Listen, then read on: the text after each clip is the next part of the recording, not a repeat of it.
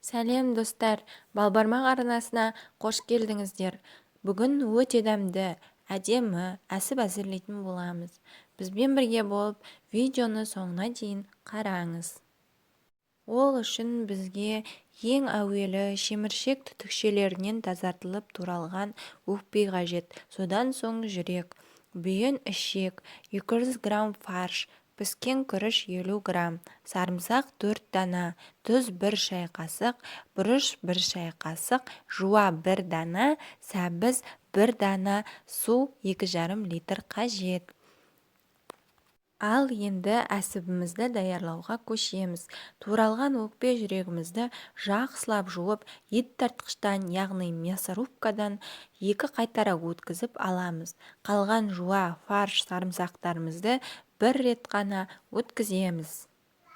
Өткізген соң күріш, сарымсақ, жуа фарш, сәбіз, өкпе, жүрек барлығын араластырып, ішегіміздің басын қабатталған жіппен байлап, осындай баклажка арқылы саламыз. Қасықпен итеріп отырып салған ыңғайлырақ.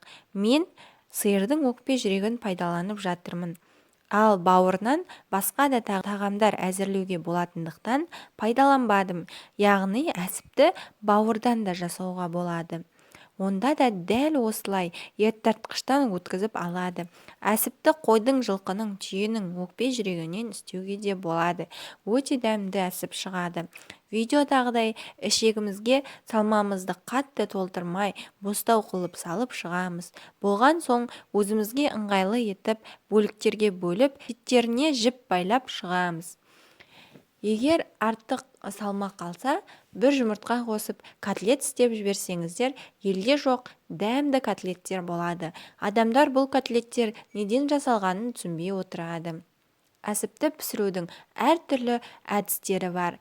Қазандағы суға, мантаваркаға, духовкаға, ал мен болсам мультиваркаға пісіремін. Мультиваркаға 2,5 литр су қойып, арнайы тесік ыдыс орнатып, әсіпті салып, пароварка режиміне 45 минут пісіріп аламын. Мантаваркаға да дәл осылай пісіріп аласыздар.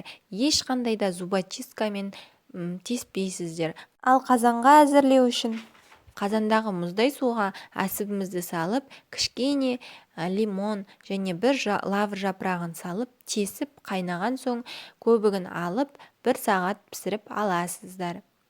Мінеки, осындай иісі мұрныңды жаратын әсіп дайын болады. Астарыңыз дәмді болсын. Балбармақ арнасына тіркеліп, лайк басып отырыңыздар. Сұрақтарыңыз болса, комментарийге қалдырыңыздар.